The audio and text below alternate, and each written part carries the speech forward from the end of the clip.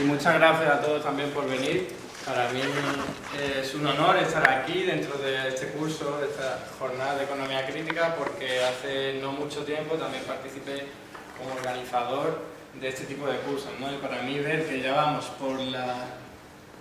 ¿Cuál es? La séptima sesión, ya séptima jornada de este tipo de eventos, para mí es todo un honor y además una alegría, ¿no? Que luego me inviten a participar aquí para que de alguna forma pueda aportar información y que así podamos debatir sobre aspectos que son interesantes, o al menos deberían serlo, sobre todo a tenor de lo que está ocurriendo en la actualidad económica, ¿no?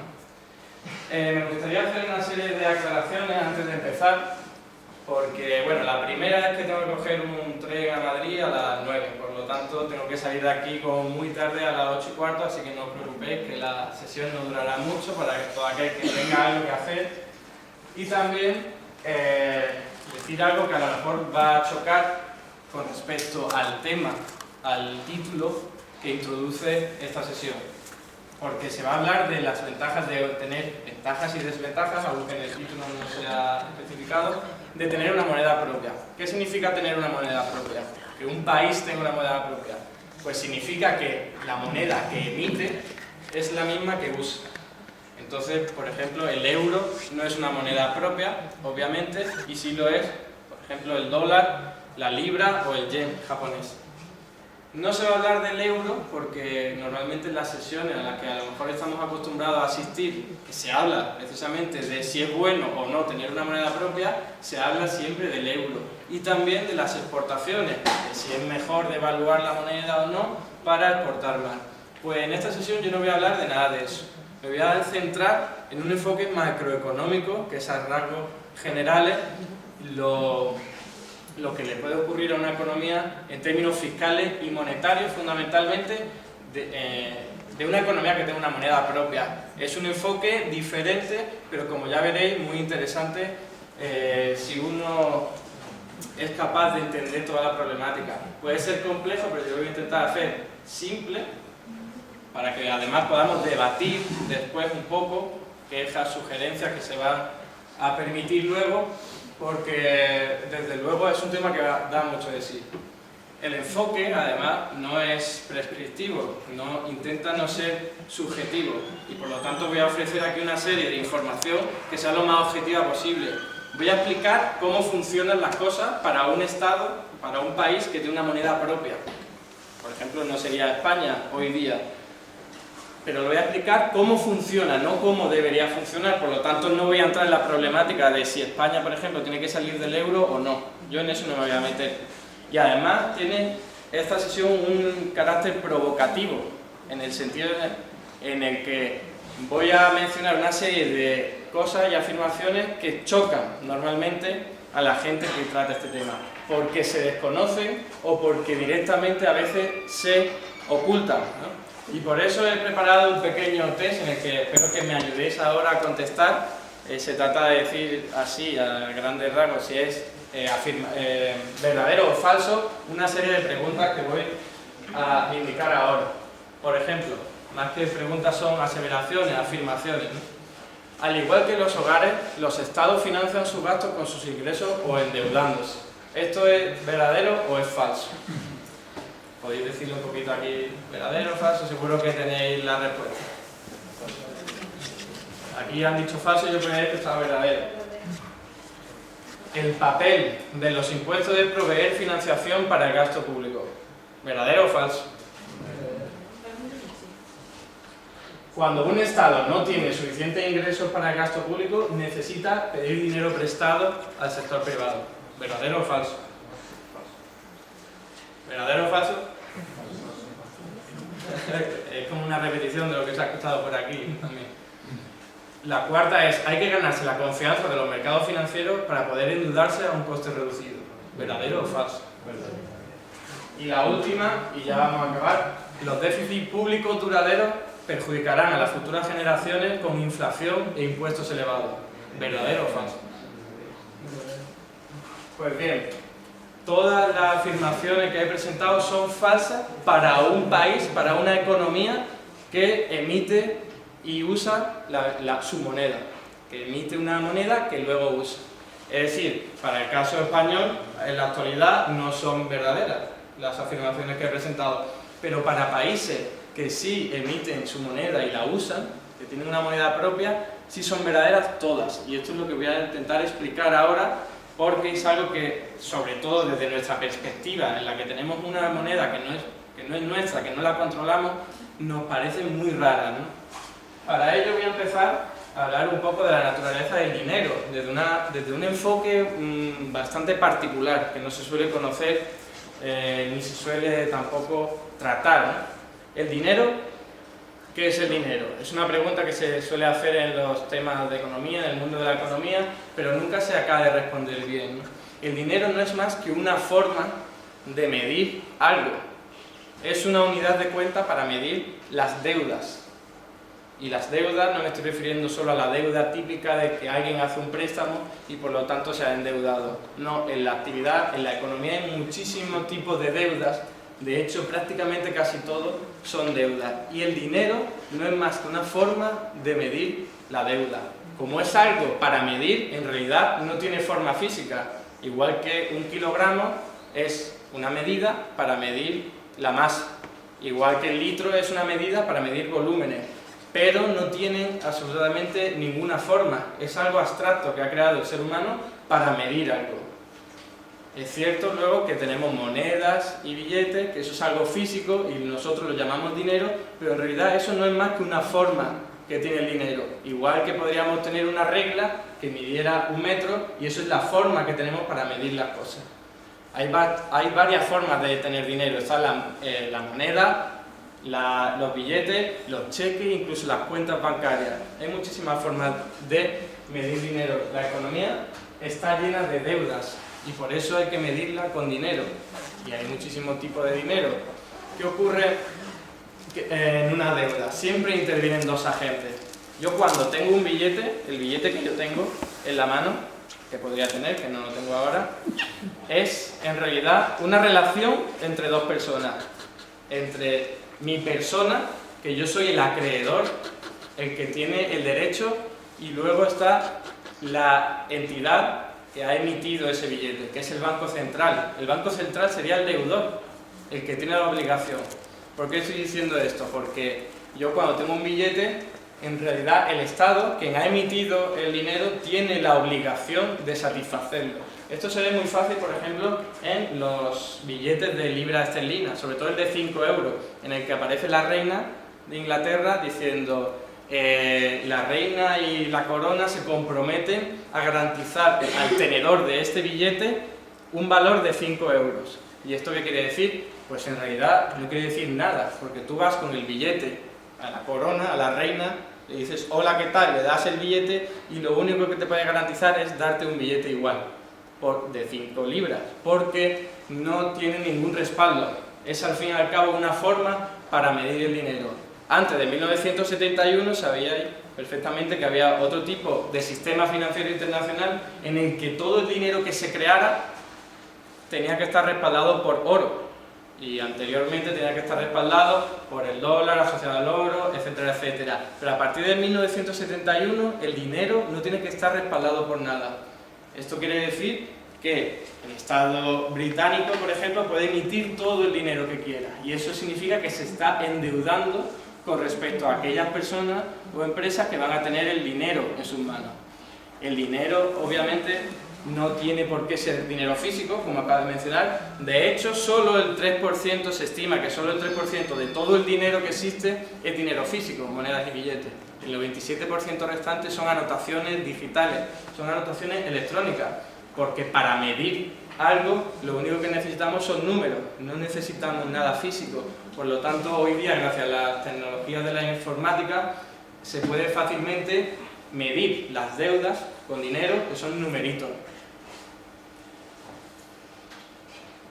Todo el mundo puede crear dinero, todo el mundo. Yo puedo crear dinero, vosotros podéis crear dinero y las empresas pueden crear dinero, los bancos pueden crear dinero y la institución del Banco Central de cualquier país puede crear dinero y de hecho lo hace mucho.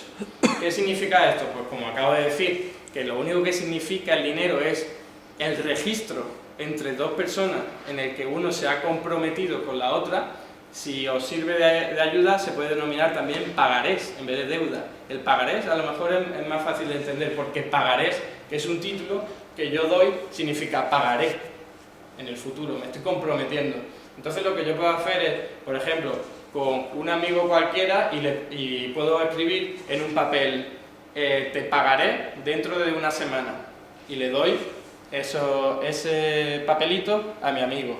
Eso es dinero, porque esa persona yo he contraído una deuda con otra persona, y esa persona puede dentro de un tiempo venir y reclamarme esos 5 euros.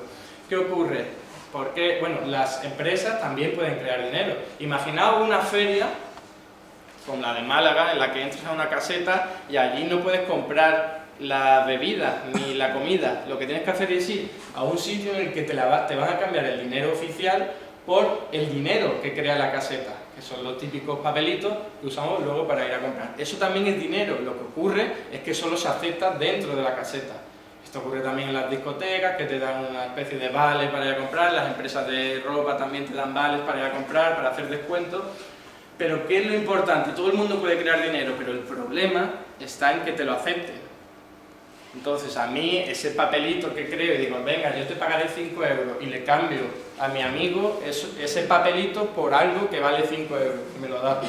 Claro, eso es un privilegio para mí, porque yo podría escribir todos los papelitos que quisiera y dárselo a todo el mundo, pero la gente no lo va a aceptar.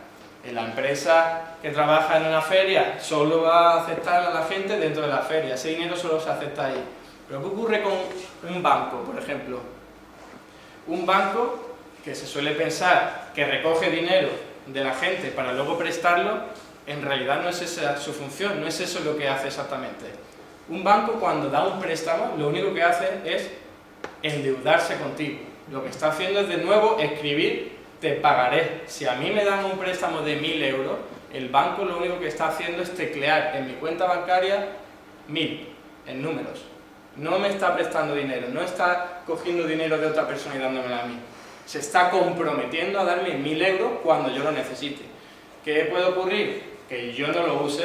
Si yo no lo uso, el banco nunca me va a dar dinero, hasta el momento que lo use, que pueden ser muchísimos años. Si yo, en cambio, lo uso y quiero sacar dinero físico, entonces ya el banco va a tener que entregarme a mi dinero físico y el banco va a saldar su deuda conmigo. Ya no me va a tener que pagar la parte que yo retire. En cambio, me la va a tener que pagar el Banco Central, que es el que emite el dinero físico, las monedas y billetes. También puede ocurrir que yo con esos 1000 euros que tengo en mi banco vaya y compre con mi tarjeta bancaria, con mi tarjeta de crédito, perdón, en una tienda. Si el dueño, si la tienda tiene el mismo banco que yo, lo único que ocurre es que el banco va a cambiar si pago 500 euros, va a cambiar 500 en mi cuenta bancaria, me las va a restar y se la va a sumar al dueño de la tienda. Pero aquí no hay dinero de ningún tipo oficial como el que conocemos. Suben y bajan las cantidades, no hay dinero, no hay intercambio físico. Lo que también puede ocurrir es que el dueño de esa tienda a la que yo voy a comprar no esté en el mismo banco, su cuenta bancaria no esté en el mismo banco que la mía. Entonces lo que ocurre es que aquí mi banco me va a restar a mí esa cantidad y se la va a sumar al otro banco. Y hay una especie de compensación a través del Banco Central, pero siguen siendo numeritos que han cambiado. Siguen siendo números porque al fin y al cabo el dinero no es más que una anotación, es un registro, es una forma de medir las deudas. Hay una pirámide, por supuesto, porque los ciudadanos podemos crear dinero, estamos abajo, pero no lo va a aceptar nadie o casi nadie. Las empresas ya pueden crear un poco más de dinero que va a ser aceptado dentro de su ámbito, en las tiendas, en las casetas de ferias. Los bancos, como ya podéis saber, se lo acepta a todo el mundo prácticamente. Su dinero está casi en lo alto de la pirámide porque pueden dar préstamos que son crear dinero en cuentas bancarias y todos los vamos a usar. Ahora, cuando les reclamemos dinero físico, entonces sí que van a tener que recurrir al Estado, que es quien emite el dinero y quien está por encima. Su dinero es el que más vale de todo. ¿Y por qué? Porque el dinero del Estado es el que tiene mayor valor, si no está respaldado por oro, ni por nada que tenga riqueza ni valor, ¿no? Se suele pensar que es por la confianza, ¿no? Porque sabemos que, bueno, El dinero lo queremos porque lo necesitamos para comprar y para realizar transacciones. Y si el Estado se compromete a respaldarnos ese dinero porque tiene un poder coercitivo, por ejemplo, o tiene una estructura productiva económica muy potente y entonces sabemos que es un Estado fiable y poderoso, por ejemplo, Estados Unidos, pues entonces hay confianza y sabemos que ese dinero va a estar respaldado, porque ahí detrás es una economía vigorosa que no va a fallar y entonces va a seguir funcionando y ese dinero lo vamos a poder seguir utilizando. Este es el problema precisamente que tienen países como Argentina o como Cuba, en el cual son economías más debilitadas, más débiles y hay menor confianza en su moneda. Por lo tanto, sus ciudadanos suelen recurrir a monedas como el dólar, que saben que ese valor va a estar mucho más firme, va a estar mayor respaldado. Pero no solo se queda la cosa aquí. También ocurre una cosa, si vamos más allá, nos daremos cuenta de que hay algo que en última instancia es lo que le está dando valor al dinero. ¿Y qué es? Porque yo necesito dinero pues para ir a comprar, para pagarle a un amigo, pero ¿por qué la tienda que me acepta el dinero, me acepta ese dinero, el que crea el Banco Central y no un papelito que creo yo? ¿Por qué? Porque en última instancia todos necesitamos pagar impuestos. Es una obligación que tenemos como ciudadanos dentro de un Estado y por lo tanto tenemos que pagar impuestos y como tenemos precisamente que pagar impuestos en la moneda que tiene nuestro Estado, que nos exige esos impuestos, porque yo no puedo pagar los impuestos con dólares ni con libras. Aquí en España yo tengo que pagar los impuestos con euros, así que los necesito. Y como todos los necesitamos, al final eso va a ser lo que le dé el valor, eso va a ser lo que le dé fuerza y confianza al dinero. Como había comentado antes, el dinero se crea tecleando, así de sencillo se crea el dinero. Eso sí, bueno, antes de eso voy a comentar una cosa.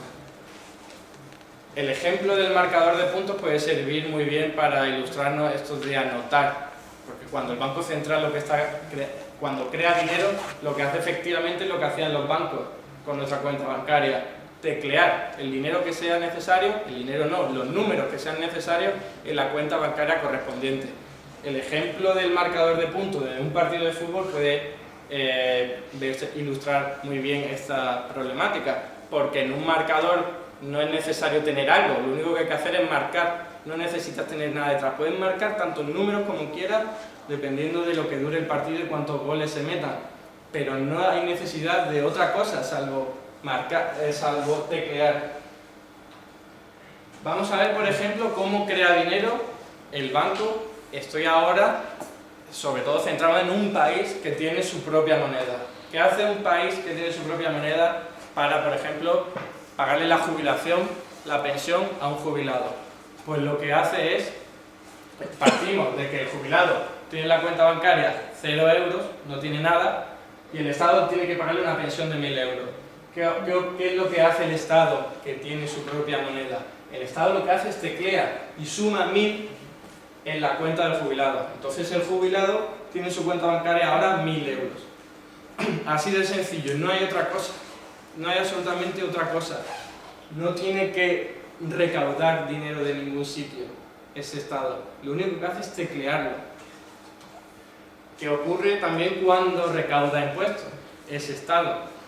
Pues lo que ocurre es que si el ejemplo de un trabajador que tiene 1000 euros en la cuenta bancaria tiene que pagar 100 euros de impuestos al Estado, pues lo que ocurre es que el Estado teclea y a la hora de pagar los impuestos teclea y le resta 100 euros, que es lo que tiene que pagar por impuestos, al trabajador.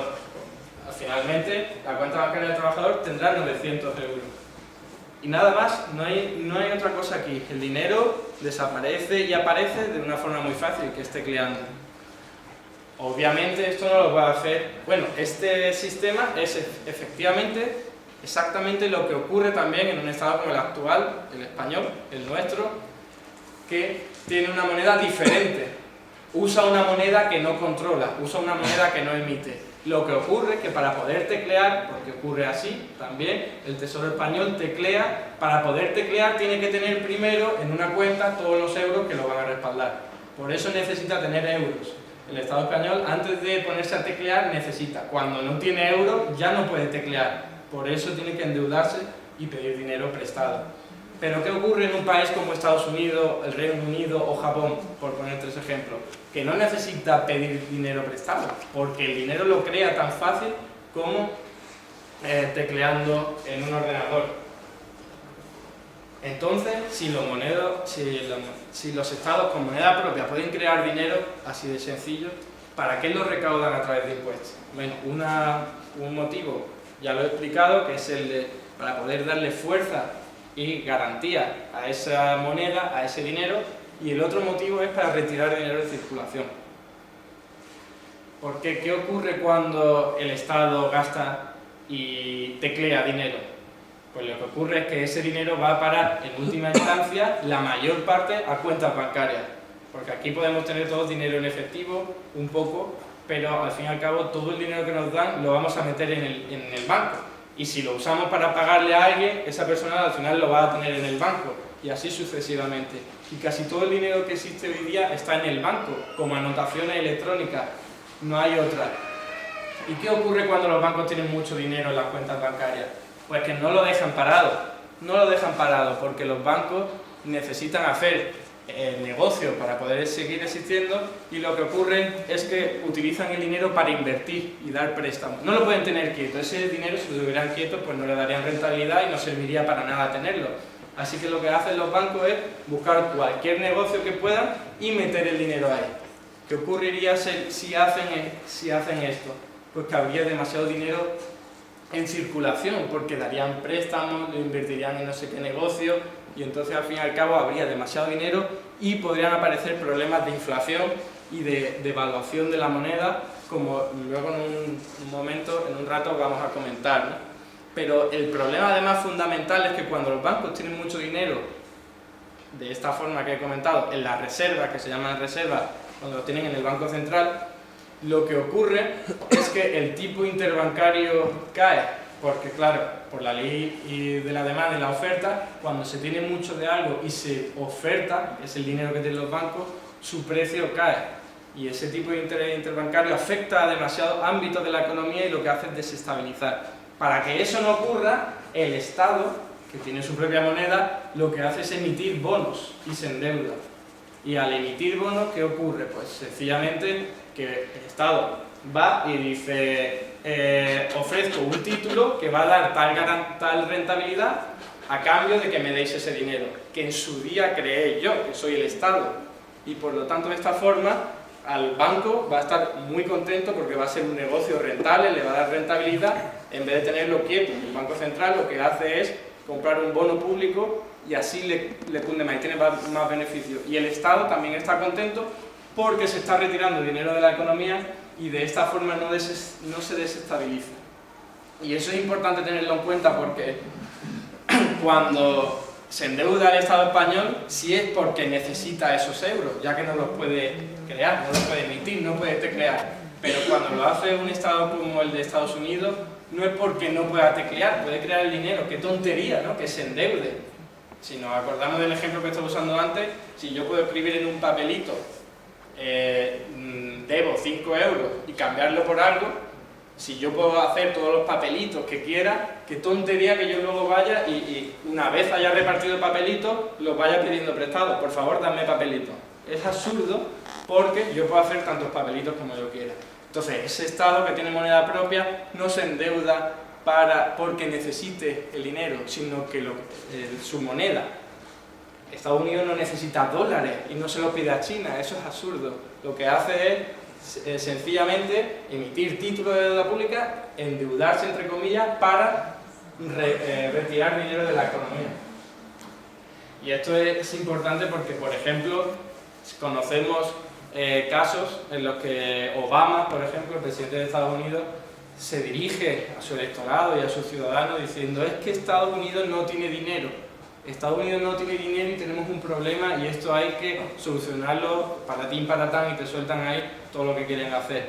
Pero están partiendo de una premisa falsa, porque Estados Unidos es un país que tiene una moneda propia y por lo tanto decir que no hay dinero es absurdo cuando sencillamente se puede teclear.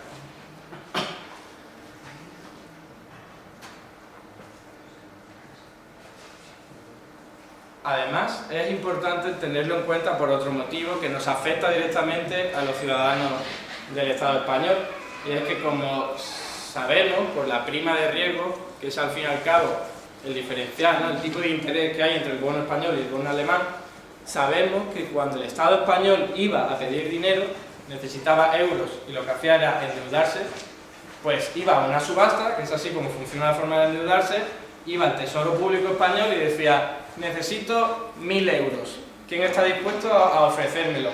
Y entonces venían los mercados financieros, los inversores, los inversionistas y decían: yo te doy 1000 euros, pero a cambio de que el tipo de interés sea del 2%, por ejemplo.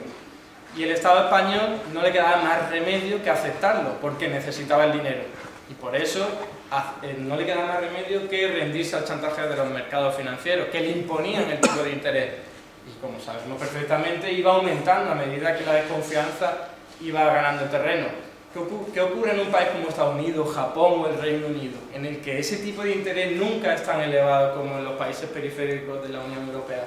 Pues precisamente ocurría que si llega el Estado de Estados Unidos y dice: necesito 1000 euros, que en realidad es: quiero retirar 1000 euros de la economía, ¿quién está dispuesto a ofrecérmelo? Y te llega el mercado financiero, el inversor, y dice: te lo ofrezco, pero si a cambio me das un 2% de rentabilidad, pues el Estado federal podría decir: pues no me interesa porque es demasiado elevado, hasta que no me pongas un precio más barato no te lo voy a comprar. Y así es efectivamente como se salvan del chantaje de los mercados financieros. ¿Por qué? Porque no necesitan el dinero. Si no se lo quieren dar para retirarlo, lo que hacen es esperar y teclear el que necesiten.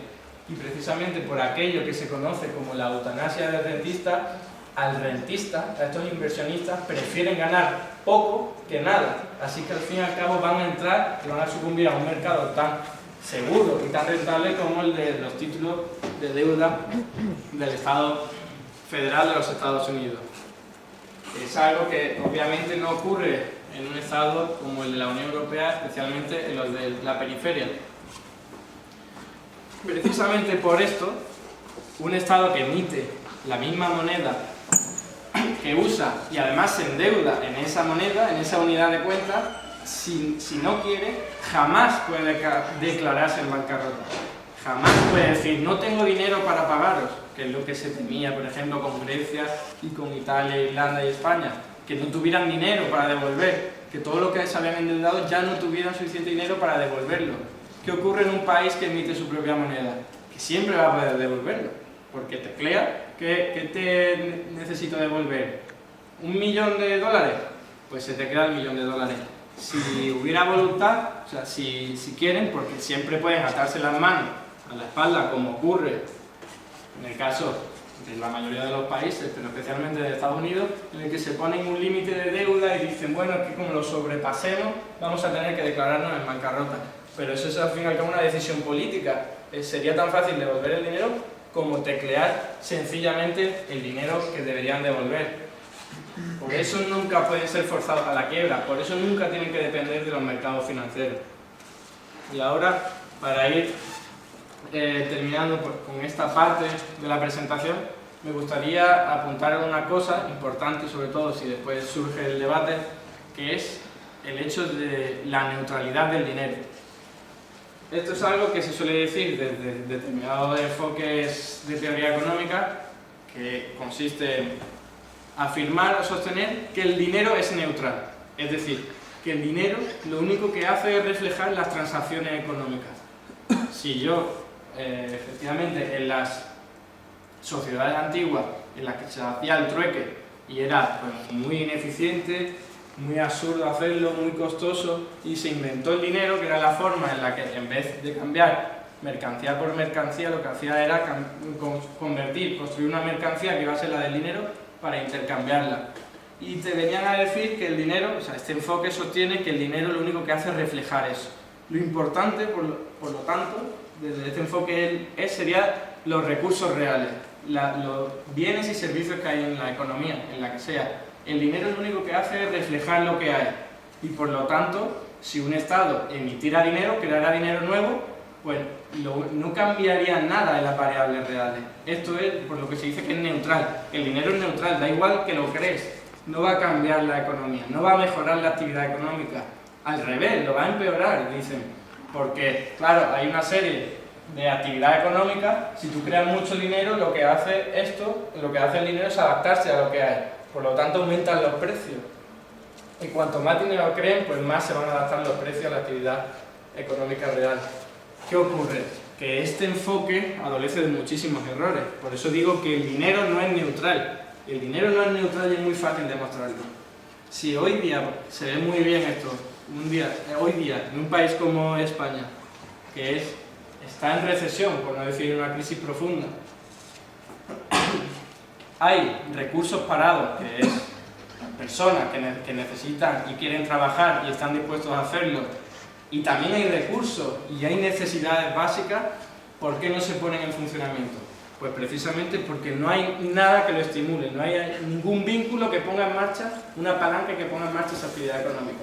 Si llega, por ejemplo, el Estado, fijaos qué fácil sería, llega el Estado y dice a no sé cuántos parados, lo que sea, pues ahora voy a dar dinero, tecleando, porque si no te va a decir que no tiene, sería tecleando, teclea dinero, si pudiera hacerlo, obviamente, y lo que vas a hacer es dedicarte a la actividad económica que convenga.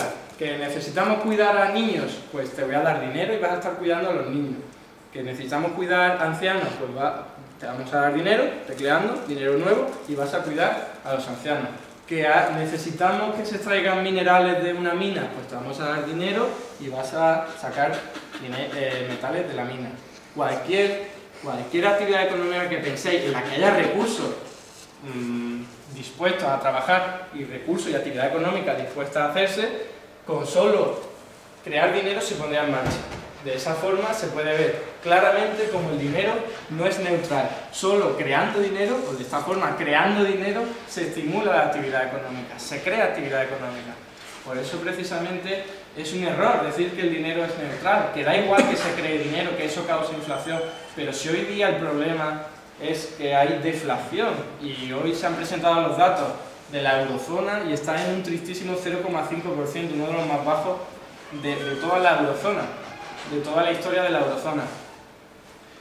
¿Y por qué hay deflación hoy día? Pues precisamente porque no hay suficiente demanda no hay suficiente demanda efectiva, porque no hay dinero circulando por la economía.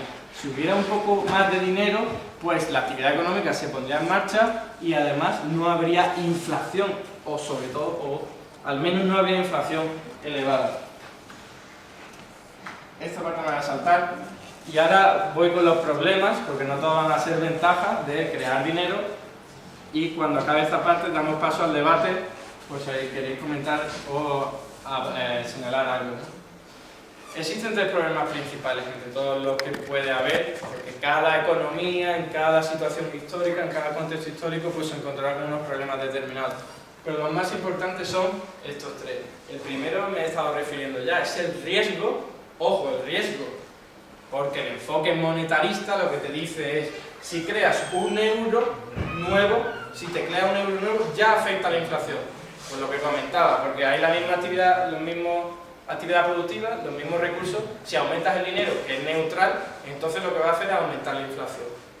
Y lo que se sostiene desde este punto de vista, que luego comentaré qué enfoque es, porque me lo he reservado para no enturbiar tampoco la exposición, es que solo hay riesgo de inflación. Puede aparecer o puede no aparecer. Y aquí es donde venía a referir con lo de que depende de cómo esté la economía en el momento. Y además es muy fácil de explicar. Por ejemplo, si una economía tiene 10 máquinas, vamos a extrapolar el caso de una empresa al de una economía. Si una economía tiene 10 máquinas instaladas, la puede poner en funcionamiento, pero solo pone 6 máquinas a funcionar, hoy día en España es el 6,8%, es decir, de cada 10 máquinas, España solo pone a funcionar 6,8 máquinas. ¿Por qué? Porque no hay suficientes clientes para comprar toda la producción que se podría hacer con las 10 máquinas en funcionamiento. ¿Para qué vas a poner 10 máquinas a funcionar y a producir si luego no vas a tener compradores? Entonces lo que ocurre es que todas las empresas que saben que no pueden vender ni en el interior del país ni en el exterior, pues reducen y van ajustándose. Aunque tengan 10 máquinas, les viene mejor usar 6, porque si no quedarían con muchísima producción en el almacén. Lo que te vienen a decir los monetaristas, que eso además un ejemplo que conocemos muy bien seguramente, a mí me lo contaron en esta clase y en aquella época pues efectivamente me lo creí, ¿no? Que es el del helicóptero de Milton Friedman. Ese ejemplo en el que hace suponer que viene un helicóptero y suelta dinero, que sería algo así como la creación de dinero, ¿no? Aunque en realidad el dinero no se crearía de esta forma, ¿no? Como podemos imaginar, y no es solo una broma, sino que la creación de dinero iría a través de cuentas bancarias, el mecanismo sería más complejo. Pero vamos a suponer que viene un helicóptero y suelta dinero entre toda la población. ¿Qué ocurre cuando todo el dinero, estamos todos aquí, nos cae dinero y estamos, aparte de muy contentos, pues decimos, venga, vamos a ir a comprar, vamos a usar este dinero? Iríamos a las tiendas, empresas, a comprar productos y servicios y dirían los vendedores, ostras, esto es un chollo, estoy vendiendo todo lo que tengo y cada vez me viene más gente, pues lo que voy a hacer es subir los precios y así me favorezco de toda esta cantidad de gente que viene aquí a comprarme, que casi ya no tengo ni espacio para meter a la gente en el bar o ni siquiera tengo productos para vender a todos los que quieren comprar. Así que lo que hago es ajustar vía precio y esto es, en esencia, el enfoque monetarista, con el que no estoy nada de acuerdo. ¿Por qué? Porque esto solo va a ocurrir cuando se estén usando las 10 máquinas de toda la economía, o al menos cuando estén muy cerca, tampoco hay que ser tan radical. Si se están usando 6 máquinas de 10 máquinas, ¿qué ocurre si tú le das dinero a la gente y van a comprar? Para empezar, en una recesión, si a la gente le das dinero, te creas dinero y se los da, o viene el helicóptero este famoso y le da dinero a los ciudadanos, pues muchos no se lo gastarían para empezar, porque están en un contexto de miedo, de recesión, en el que lo que prefieren es ahorrar por si viene algún acontecimiento nefasto sobre el que quieran protegerse en el futuro. Pero incluso si van a ir a comprar a esas tiendas, ¿qué va a ocurrir? Pues que el de la tienda, el de la empresa, va a ver que van a llegar más clientes y ¿qué va a hacer? ¿Subir el dinero? Todavía no. Lo que va a hacer es poner al funcionamiento las 10 máquinas, no 6. ¿Por qué? Porque las máquinas generan un coste, es mucho más rentable poner a funcionar más máquinas y ajustar vía cantidad. Y además es que tienes un problema al subir los precios, y es que si al lado tienes a otra empresa que está haciendo lo mismo y tú subes los precios, pues depende también de la elasticidad-precio con el producto, pero podríamos simplificar y decir, van a irse a la otra empresa que no ha subido tanto los precios. Por eso, dependiendo también de la estructura oligopólica del mercado, subirán o no los precios en función de esa cantidad de demanda, de esa cantidad de gente que va llegando a la empresa. Por lo tanto, solo es un riesgo porque cuando ya la economía está tan caliente, está ya usando toda la capacidad instalada que tiene, entonces sí subirán los precios, sin ninguna duda, y además podrían subir a un ritmo muy elevado. Pero si estamos en una situación como la actual, en la que hay recesión, en la que el Banco Central Europeo tiene un informe que dice que el principal problema de las pequeñas y medianas empresas y de las grandes empresas es que no encuentran clientes, el segundo problema es que no encuentran financiación. Y el tercer problema, a mucha distancia, están los costes laborales. Los costes laborales, la competencia y tal. Y hoy día cuando nos dicen es que hay que bajar los salarios para ser más competitivos porque es el problema que tienen las empresas, pues es solo cierto para una pequeña parte de las empresas españolas.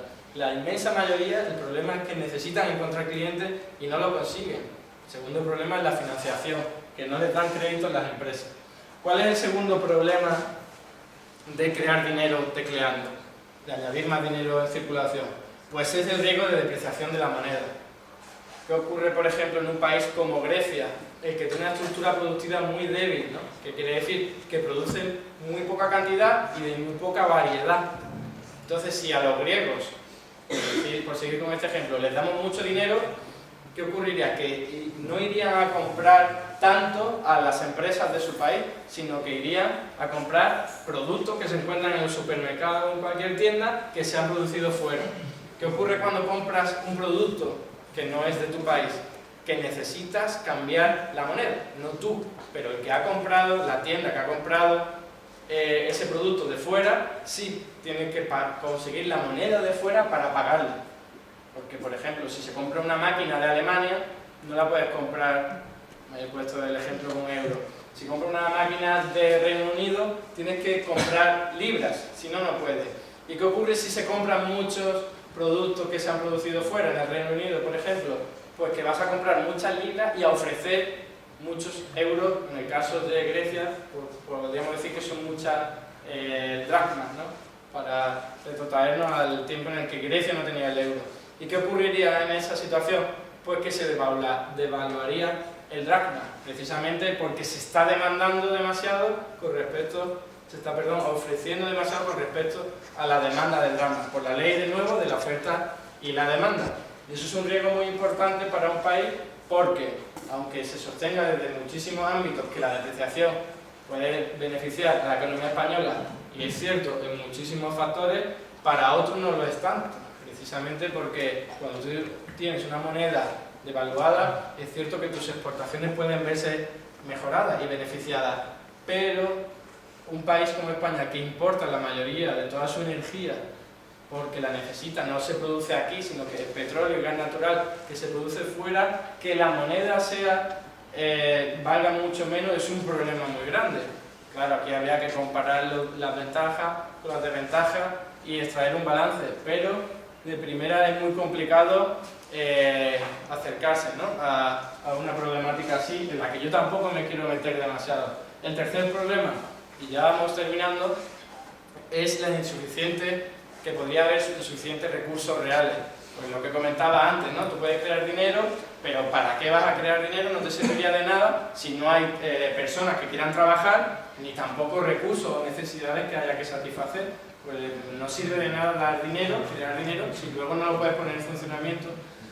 Y si, por ejemplo, Grecia necesita o España necesita mucho petróleo y no lo hay, entonces no sirve de nada que te pongas a crear dinero. Por eso es importante no solo fijarnos en la esfera financiera, sino también en la productiva. Necesitamos los recursos naturales y los recursos reales para poder poner en funcionamiento la economía solo creando dinero. Esta es la última parte, que ya no es tanto descriptiva, sino que es un poco prescriptiva.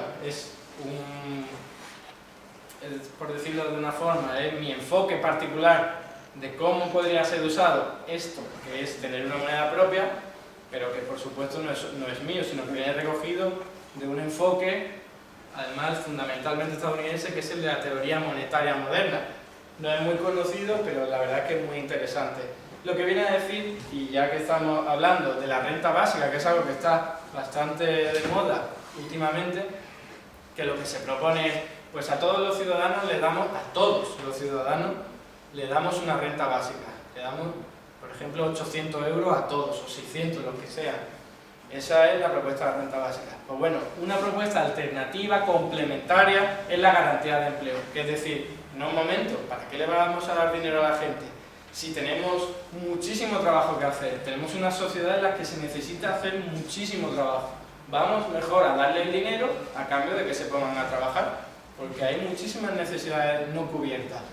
Como comentaba antes, el cuidado de los niños, el cuidado de los ancianos, las mejoras en el sistema de salud, mayores cuidados sanitarios, mayor educación, mayor ocio, y no solo eso, también reforestación, cuidado del pavimento de las ciudades, cuidado de la arquitectura de las ciudades, cuidado de la fauna y la flora. Y así podría hasta decir un montón más de ejemplos, a vosotros seguramente se os ocurrirían más, ¿no? Entonces, si hay tanto trabajo que hacer, ¿por qué vamos a darle dinero solo? No, un momento, vamos a darle dinero a cambio de que trabajen. Si quieren, si no quieren trabajar, les damos dinero. Por supuesto sería menos, pero todo aquel que quiera trabajar y esté dispuesto a trabajar y esté en condiciones de trabajar, que trabaje. Y vamos a teclear dinero, aunque este programa también podría aplicarse en España si hubiera dinero necesario, no tecleando, o que lo tecleara el Banco Central Europeo, por ejemplo. Y así lo que podríamos hacer es generar trabajo y generar tanto empleo como quisiéramos hasta que la economía se recalentara, de la forma que estaba comentando antes. Cuando ya hay demasiado dinero en circulación, habría un problema. Pero aquí quiero comentar una cosa. Normalmente lo que se hace es, cuando hay gasto público, es regar la economía con dinero. Se riega la economía. Se llama, la creencia es el efecto goteo. Tú echas mucho dinero a la economía, sobre todo a las empresas que son las que tienen la actividad económica, y poco a poco va a gotear hacia todas las capas más bajas de la población, a la mitad a las bajas. Llegará más o menos dependiendo de muchísimos factores, pero esta es la idea central.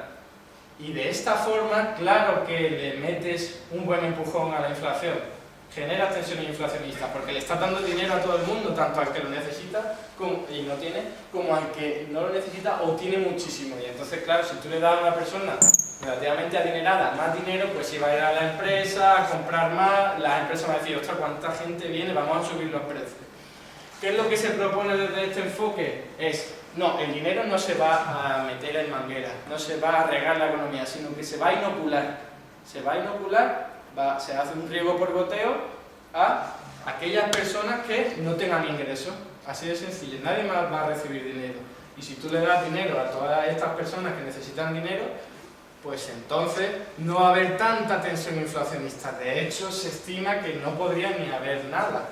Porque tú inoculando dinero a aquellas personas que lo necesitan, lo que estás haciendo es sacar a esta gente de la pobreza sin meter tanto dinero en la economía. Y esto es importante además porque estas personas que trabajan no solo recibirían ingresos, sino que se socializarían, emplearían su tiempo diario en hacer algo con más gente, entablarían conversación con otras personas, se sentirían más realizados que si se quedaran solos viendo la tele en su sofá. Y además aprenderían técnicas. Si alguien va a reforestar, pues aprendería las técnicas de reforestación y luego además, si no le gusta eso, lo que puede hacer con todo lo que ha aprendido es crear una empresa, una cooperativa, y es algo que no he comentado. El Estado lo que haría sería financiarte creando o el gasto público a través de mayores recursos fiscales. Pero no tendría por qué dedicarse al Estado y así de otra forma se controlaría un poco mejor la corrupción.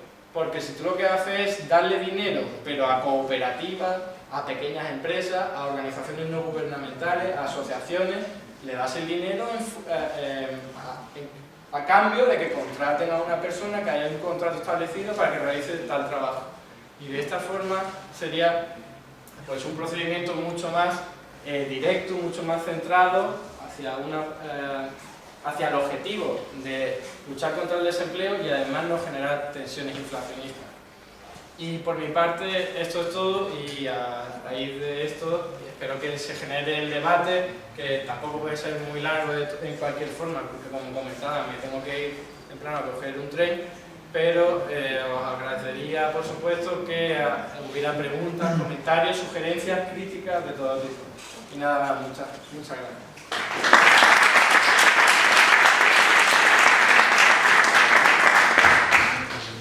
Yo te quería preguntar, porque cuando hablas de crear dinero y tal, me recuerda muy al Bitcoin. Entonces, claro, el Bitcoin, ¿qué tiene detrás exactamente? ¿Y qué tiene de diferencia con respecto a lo que estabas planteando al inicio? Muy fácil, los impuestos. Tú los Bitcoin no tienes ninguna obligación de pagar los impuestos en Bitcoin. Entonces no hay nada que respalde detrás. Pues esta es la confianza, que te puede durar más o menos y además en determinados ámbitos. La gente puede confiar en el Bitcoin, que el Bitcoin, para todo aquel que no lo sepa, es una moneda informática creada además a través de un algoritmo matemático, que eso es muy absurdo, porque si en una economía que es algo flexible, el ciclo, todos lo sabemos, el ciclo económico tiene subidas y bajadas, hay crisis, recesiones, y esto ni siquiera se puede controlar, incluso antes de la economía capitalista era así, a través de la cosecha, de las malas cosechas, de las inclemencias del tiempo. Entonces, si necesitas que sea flexible la cantidad de dinero que hay en la economía, ¿cómo vas a crear dinero? A través de un algoritmo matemático que cada vez es más complicado de hacer y que además, precisamente los que sean unos cracks en las matemáticas lo van a poder hacer más fácil que otra persona.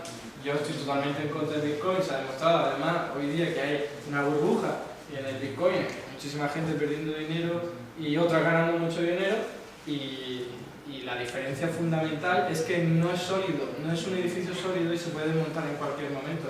Si es que no se ha desmontado ya, que tampoco le estoy siguiendo la pista a esta moneda.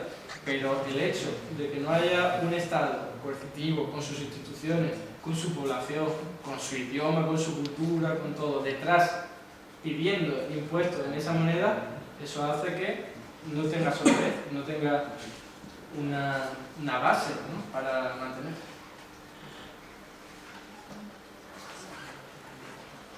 ¿Algo más por ahí? antes has dicho que, por ejemplo, para poder teclear, por ejemplo, en el caso de España, pues necesitas, en plan, basarte, o sea, tener dinero asegurado, por así decirlo, si no, no puedes teclear. Entonces, supuestamente, porque los países europeos, por así decirlo, los que tienen el euro, no es como que se ponen de acuerdo para poder teclear siempre, o no pueden hacer de alguna manera para tener siempre dinero y poder teclear como Japón, Estados Unidos e Inglaterra. Es una muy buena pregunta porque es el debate central, ¿no?, de todo este asunto. En la Unión Europea lo que hay es la zona monetaria, mejor dicho, todos aquellos países que tienen el euro, están basados en unos estamentos y en una ideología muy determinada que viene recogida en todos los documentos oficiales de la Unión Europea monetaria, que viene a decir que cuidado con imprimir dinero. El enfoque este de que te hablaba, que critico, está inmerso, está siempre ahí imbuido, está latente. Es decir, cuidado con imprimir dinero porque lo que hace es generar tensiones inflacionistas. Es que no lo matizan como estoy haciendo yo aquí, depende del ciclo, no, eso crea. Y además, cuidado con dárselo a los gobernantes de cualquier país, que lo que harán será, pues cuando estén cerca de las elecciones, imprimir dinero, crear dinero. Se dice imprimir, pero es mucho más, aunque teclear es un poco raro, pero sería mucho más correcto y riguroso decir teclear. Cuando hay elecciones cerca, ¿qué se hace? Pues como quieres contentar a tus ciudadanos para que luego te voten, pues tú tecleas dinero, crea aquí todo el dinero posible para que haya más empleo, para que haya más ingresos, la gente va a estar más contenta y entonces pues de alguna u otra forma te vas a beneficiar de eso, con el riesgo, por supuesto, de tener inflación desde este punto de vista. La verdad es que eso es un problema porque no se puede tener ahí un arma tan poderosa como crear dinero en las manos de alguien que lo único que le interese sea ganar las elecciones. Pero es que el problema de la Unión Europea es que hay muchos países muy diferentes teniendo la misma moneda. Van todos de la mano y aquí no se puede dejar que Grecia haga lo que sea y se desmadre y se ponga a crear dinero. ¿Por qué? Porque afectaría a todo lo que es la moneda del euro, a toda la zona monetaria y entonces se verían afectados todos. Por eso siempre la Unión Europea está bien pensado desde un primer momento, es decir, oye, vamos a tener que hacer todo más o menos lo mismo. Vamos a tener la misma moneda, igual que los estados federados de Estados Unidos, tienen todos la misma moneda y lo que se hace es intentar equilibrarlos todos, pero a través de muchísimos mecanismos, transferencias fiscales de un país a otro, porque el estado de Nevada es mucho más pobre que el estado de California, por ejemplo. ¿Y qué ocurre? Pues que sería como Grecia y Alemania. ¿Pero qué ocurre? Allí no hay problemas de ningún tipo, porque hay problemas, por supuesto, pero no son de la dimensión de la Unión Europea, de la zona monetaria.